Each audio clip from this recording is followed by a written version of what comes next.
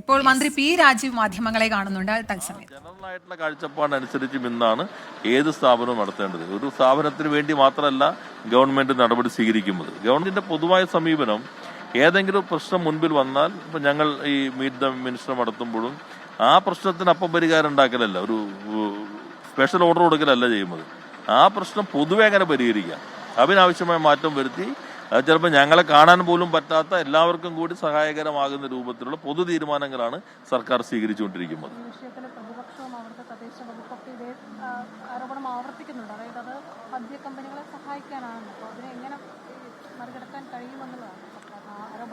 അല്ല, അത് പിന്നെ അവരുടെ ഒരു ഉത്തരവാദിത്വം അതാണല്ലോ, അത് അവർ നിർവഹിക്കാന്നല്ലാതെ.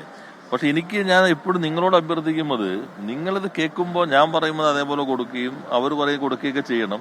ഒപ്പം തന്നെ ഒരു ഗവേഷണ വിഭാഗം വേണം.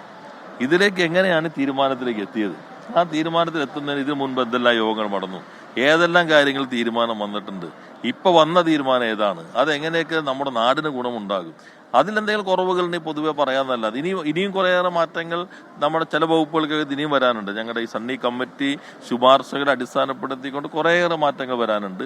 പരമാവധി സിംപ്ലിഫൈ ചെയ്യുന്നതിനാണ് ശ്രമിക്കുന്നത്. ഇപ്പോൾ ഒരു ഉദാഹരണം പറഞ്ഞാൽ 15 ഏക്കർ കൂടുതൽ ലാൻഡ് കൈവശം വയ്ക്കാൻ നിലവിൽ പാടില്ല. 15 ഏക്കർ കൂടുതൽ വയ്ക്കാൻ പാടില്ല എന്ന് പറയുമ്പോൾ എക്സംഷൻ ക്ലോസ് നിയമത്തിലുണ്ട്. പക്ഷെ അത് സങ്കീർണ്ണമായിരുന്നു. വ്യവസായങ്ങൾക്ക് ചിലപ്പോൾ 20 ഏക്കർ വേണ്ടി വരും, 30 ഏക്കർ വേണ്ടി വരും, അല്ലെങ്കിൽ ചിലപ്പോൾ മെഡിക്കൽ കോളേജ് തുടങ്ങാൻ വേണ്ടി വരും. അതാണ് പിന്നീട് ക്യാബിനറ്റ് തന്നെ അതാത് വകുപ്പ് മന്ത്രിമാരും പിന്നീട് റവന്യൂ മന്ത്രിയും ഉദ്യോഗസ്ഥനും ചേരുന്ന കമ്മിറ്റിക്ക് ഒരു ഏക്കറിന് അഡീഷണൽ വരുന്ന ഒരു ഏക്കറിന് 10 കോടി ഇൻവെസ്റ്റ്മെന്റും 20 തൊഴിലും ഉണ്ടെങ്കിൽ അത് മന്ത്രിതല കമ്മിറ്റിക്ക് ആ മാനദണ്ഡം വെച്ച് എക്സംഷൻ കൊടുക്കാം എന്ന് തീരുമാനമെടുത്തു. നമ്മുടെ ഒരാൾ ഈ തീരുമാനം കാണിച്ചിട്ട് പണ്ട് ഇതിനു വേണ്ടിയാണെന്ന് പറഞ്ഞു. കഴിഞ്ഞ ദിവസം അദ്ദേഹം തന്നെ എന്നെ കാണാൻ പോകുന്നു, ഇതിന് മാറ്റം വരുത്തണ്ട. ഞാൻ ചോദിച്ചു, നിങ്ങൾ അന്ന് കാണിച്ച ഓർഡർ ഒന്ന് വായിച്ചു നോക്ക്.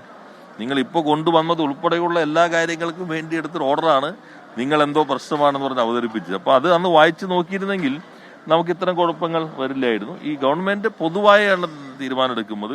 സിംപ്ലിഫൈ ചെയ്യുകയാണ് പ്രധാനം. എല്ലാം ട്രാൻസ്പെറന്റ് ആകണം, സിംപ്ലിഫൈ ചെയ്യണം. ഇപ്പോഴത്തെ ചട്ടങ്ങൾ അതിന് സഹായകരമായിരിക്കും.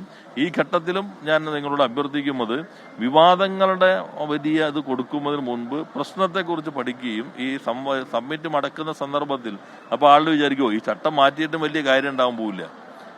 ചട്ടം മാറ്റിയതൊരു പോസിറ്റീവായിട്ടാണല്ലോ വരേണ്ടത്. ചട്ടങ്ങൾ മാറ്റുന്നു, പൊതുവെ വ്യവസായങ്ങൾക്ക് സൗഹൃദമായ രൂപത്തിൽ ചട്ടങ്ങൾ മാറുന്നു എന്നൊരു വാർത്ത വരുന്നത് വളരെ പോസിറ്റീവാകുന്ന ഒരു അന്തരീക്ഷമാകണം. അതിന് പകരം ഇതാ തർക്കം വരുന്നു, പുതിയ പ്രശ്നം വരുന്നു എന്ന് വരുമ്പോൾ ഇവരിവിടെ വന്നിട്ട് തുടങ്ങിയാലും ഇത് കുഴപ്പമാവോ, ഞങ്ങൾ അപകടത്തിൽപ്പെടുമോ എന്ന ചിന്ത ഉണ്ടാകാൻ പാടില്ല. എന്തെങ്കിലും സംശയങ്ങൾ ഉണ്ടെങ്കിൽ നമുക്കിത് കഴിഞ്ഞാലും വിശദമായി തന്നെ ചർച്ച ചെയ്യാവുന്നതാണ്. വ്യവസായ മേഖലയിൽ വരുത്തുന്ന ഇളവുകൾക്ക് നന്ദി എന്നുള്ള രീതിയിലാണ് മന്ത്രി പി രാജീവ് പ്രതികരിച്ചത്, അല്ലേ? അതെ. ഒപ്പം എലപ്പുള്ളിയിലെ മദ്യനിർമ്മാണശാലയുമായി ബന്ധപ്പെട്ടുള്ള പ്രതികരണം ഉണ്ടായി. പ്രതിപക്ഷം വിമർശനം ഉന്നയിക്കുന്ന കാര്യം മാധ്യമപ്രവർത്തകർ ചോദിച്ചപ്പോൾ അത് അവരുടെ ഉത്തരവാദിത്തമാണ്, അത് അവർ നിറവേറ്റുന്നു എന്നുള്ള രീതിയിൽ ഒഴിഞ്ഞു മാറുന്നു. അതെ, മാറ്റുവിൻ ചട്ടങ്ങളെ സ്വയം അല്ലെങ്കിൽ മാറ്റും അതുകളി നിങ്ങളെ താന്ന് ആശാൻ പറഞ്ഞിട്ടുണ്ട്. പക്ഷെ അത് എപ്പോൾ, എവിടെ, എങ്ങനെ എന്നുള്ളതൊക്കെ വളരെ പ്രധാനമാണ്, അല്ലേ?